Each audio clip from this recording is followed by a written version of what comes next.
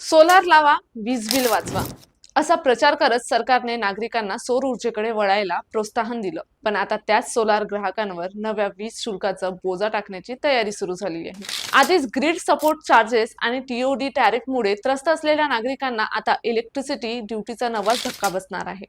त्यामुळे सोलार ठेवायचं की काढून फेकायचं असा सवाल नागरिकांकडून उपस्थित केला जात आहे. गेल्या काही वर्षात राज्यभरात घरगुती, व्यावसायिक आणि औद्योगिक स्तरावर सोलार रूफटॉप बसवण्याचं प्रमाण मोठ्या प्रमाणात वाढलं. वाढत्या वीज बिलांपासून दिलासा मिळावं आणि बचत व्हावी या उद्देशाने हजारो नागरिकांनी लाखो रुपयांची गुंतवणूक करत घरांच्या छतावर सोलार पॅनल बसवले. संपूर्ण महाराष्ट्रात हजारो सोलार पॅनल लावले गेले. फरवरी 2026 पर्यंतच्या आकडेवारीनुसार महाराष्ट्राची एकूण स्थापित सौर क्षमता 19,364.16 मेगावॅट इतकी झाली आहे. म्हणजेच महाराष्ट्राची एकूण सौर निर्मिती क्षमता सुमारे 19 अब्ज वॅट पेक्षाही जास्त आहे. मात्र आता सरकार सोलार वापरणाऱ्या ग्राहकांकडून इलेक्ट्रिसिटी ड्युटी वसूल करण्याच्या तयारीत असल्याने ग्राहकांमध्ये तीव्र नाराजी व्यक्त होत आहे.